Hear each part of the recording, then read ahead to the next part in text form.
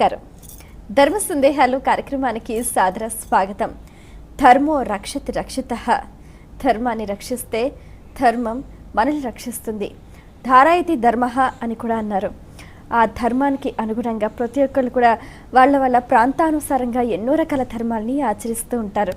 అయితే చాలా సందర్భాల్లో ఎన్నో రకాల సందేహాలు కలుగుతూ ఉంటాయి, సహజమే. మరి వాళ్ళకు కలిగిన సందేహ నివృత్తి కోసం ఎంతో శ్రద్ధగా మన ఈ కార్యక్రమానికి ఉత్తరాల ద్వారా ఈమెయిల్స్లో రాసి పంపిస్తున్నారు. వాటన్నిటికీ శాస్త్రీయ సమాధానాలు అందించడానికి మన ముందున్నారు అమరావతి సిద్ధాంతి, హస్త సాముద్రిక సామ్రాట్, జ్యోతిష్య నిపుణులు, న్యూమరాలజిస్ట్ డాక్టర్ మాచిరాజు వేణుగోపాల్ గారు. వారితో మాట్లాడి మరిన్ని విషయాలు వారి మాటలు తెలుసుకుందాం. నమస్కారం అండి. నమస్కారం. మొదటి ఉత్తరం చూద్దామండి. జయచిత్ర హైదరాబాద్ నుంచి రాస్తున్నారు. సాయంకాల సమయంలో నవగ్రహాలకు ప్రదక్షిణలు చేయవచ్చా, తెలియజేయగలరు అంటూ రాస్తున్నారు. నవగ్రహాలు అనేటువంటివి మానవ జీవితంపై అనుక్షణం కూడా ప్రభావితాన్ని చూపుతూ ఉంటాయి. అందుచేత ఉదయం పూట లేక సాయం సంధ్యా సమయంలో ఎప్పుడైనా సరే నవగ్రహాలకు ప్రదక్షిణ చేయవచ్చు.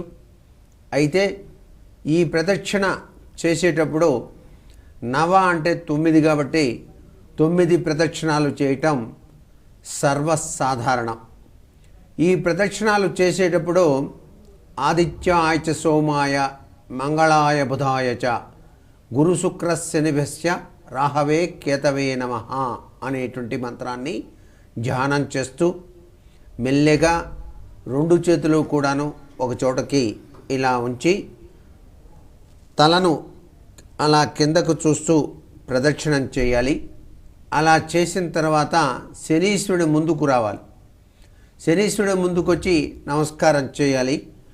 ఆయన చూపు పాదాల మీద ఉంటుంది. మనం చూసినప్పటికీ దానివల్ల ఎటువంటి దుష్కర్మ జరగదు. కాబట్టి నవగ్రహాలకు ప్రదక్షిణ చేసిన పిదప ఇక అక్కడ ఉన్నటువంటి నీటిని కొద్దిగా తీసుకొని చేతులు కడుక్కొని కాళ్ళ మీద చల్లుకొని ఇలా కనులకు ఇలా ఇలా అనుకొని అప్పుడు శివాలయ దర్శనం చేయాలి. ఇలా చేసినట్లయితే సర్వే సర్వత్రా గ్రహ నక్షత్ర మాలికాధురుడైనటువంటి పరమేశ్వరుని యొక్క దివ్యవంతమైన అనుగ్రహ కటాక్ష వీక్షణాలని పొందడానికి ఆస్కారం ఉంటుంది. సృష్టిలో గొప్ప విశేషం ఏంటో తెలుసా? అన్ని దేవాలయాల్లో నవగ్రహాలు ఉంటాయి, కానీ మెడ్రాస్ దగ్గర తిరుక్కడయార్ అనేటువంటి దివ్యక్షేత్రంలో మాత్రం నవగ్రహాలు అనేటువంటివి ఉండవు.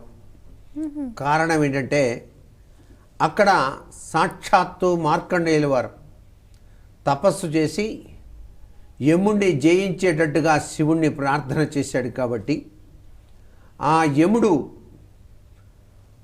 శివుని యొక్క శూలఘాతానికి గురై అలా పడిపోయాడు. తర్వాత మరలా శివుని ఆజ్ఞ చేత పునర్జీవితుడయ్యాడని అక్కడ ఉంది.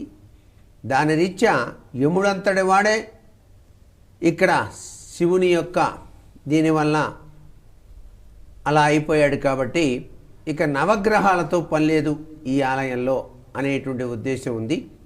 అందుచేత చాలా గొప్ప దివ్యవంతమైనటువంటి క్షేత్రంగా తిరుక్కడయార్ అమృత లింగేశ్వర స్వామి ఆరాధన 60 సంవత్సరాలు వస్తున్న ప్రతి వాళ్ళు కూడా 59వ సంవత్సరం నిండగానే 60వ ఏట వారి యొక్క జన్మ నక్షత్రం లేక తిథిని బట్టి అక్కడ షష్ఠి పూర్తి మహోత్సవాలు అనేటువంటివి నిర్వహించుకుంటారు.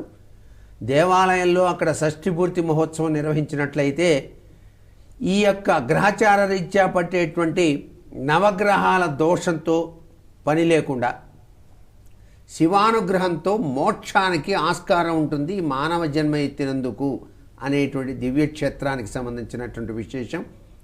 ఏదేమైనప్పటికీ అనుక్షణం మానవుడి మీద నవగ్రహాలు అనేటువంటివి పనిచేస్తుంటాయి. కాబట్టి జయస్సదా సవితృమండల మధ్యవర్తి నారాయణ సరసిజాసన సన్నివిష్ట కేయూరవాన్ మకర కుండలవాన్ కిరీటి హరిహర ఉపధృత శంఖచక్ర అని గనక ధ్యానం చేసి తర్పణం గనక విడిచినట్లయితే గురు అనుగ్రహంతో పాటుగా రవి యొక్క అనుగ్రహంతో ఆరోగ్య అదృష్ట ఐశ్వర్యాలతో తమ జీవితాన్ని సాగించడానికి ఆస్కారం ఉంటుంది. ఎవ్వరూ ఊహించని విధంగా చాలా చక్కటి యోగవంతమైన ప్రభావాన్ని పొందటానికి ఇది చాలా అనుగ్రహ కటాక్ష వీక్షణాలతో కూడినటువంటి సుదినం. మరి ఉత్తరం చూద్దామండి. ప్రియా హైదరాబాద్ నుంచి రాస్తున్నారు. మగ పిల్లలకు ఏ వయసులో పంచెలు ఇవ్వాలి తెలియజేయగలరు అంటూ రాస్తున్నారు. పంచెలు ఇచ్చేటువంటి సాంప్రదాయం అనేటువంటిది ఎక్కువగా ఈ బ్రాహ్మణోత్తములు, క్షత్రియులు, వైశ్యులు అనేటువంటి వారి యొక్క దాన్ని బట్టి లేదు, కానీ మిగతా వారి యొక్క సాంప్రదాయ రీత్యా ఉన్నది. వాళ్ళు పంచెకట్టు అనేటువంటిది చాలా విశిష్టవంతమైనటువంటి సాంప్రదాయ లక్షణం. పొలం పనికి వెళ్ళేటప్పుడు కూడా చాలా చక్కగా పంచెకట్టు కట్టి, నా పంచెకట్టులో ఉన్న సుఖం మీ ఈరుకు ప్యాంటులో ఉంటుందా అన్న చందంగా చాలా చక్కగా పంచెకట్టు కట్టుకొని వెళ్తూ ఉంటే కుర్రవాడు అసలు సిసలైన రైతనలా కనిపిస్తే ఆ తండ్రి ఆనందం అమోఘం, అద్వితీయం, అనూహ్యం. అందుచేత మిగతా కులాల వారు ఎక్కువగా పంచెలు ఇచ్చేటువంటి సాంప్రదాయాన్ని పెట్టారు. ఈ బ్రాహ్మణోత్తముల సాంప్రదాయ రీత్యా అయితే ఒడుగు చేసేటువంటి ప్రక్రియ, ఉపనయన ప్రక్రియ అనేటువంటివి ఈ యొక్క బ్రాహ్మణులకు, వైశ్యులకు, క్షత్రియులకు, విశ్వబ్రాహ్మణులకు ఉంటుంది. కాబట్టి వాళ్ళల్లో ఈ సాంప్రదాయం పెద్దగా కనిపించదు. మిగతా వారి యొక్క తత్వచింతన రీత్యా బాగా కనిపిస్తుంది. ఇది ఎక్కువగా 9వ ఏట 11వ ఏట ఇచ్చేటువంటి సాంప్రదాయం మనం కనిపిస్తూ ఉంటుంది. ఆ అబ్బాయి యొక్క జన్మ నక్షత్రాన్ని బట్టి చక్కటి యోగవంతమైనటువంటి తిథిని తీసుకొని ఆ రోజు పంచ ఇచ్చేటువంటి సాంప్రదాయ లక్షణాలు మనకు సనాతన భారతీయ సంస్కృతిలో ఎక్కువగా చోటు చేసుకున్నాయి. ఏదేమైనప్పటికీ పంచకట్టుట అంటే పెద్ద తరహా తత్వంలో మనసును మరలించుకొని చక్కటి అవగాహన తత్వంలో బరువు బాధ్యతల యొక్క ప్రభావాన్ని అర్థం చేసుకుంటూ సంసార రథానికి తాను కూడా చేయూతనిచ్చేటట్టుగా వ్యవహరించేటువంటి తీరుతెన్నులు అని చెప్పేసి అర్థం చేసుకోవాలి.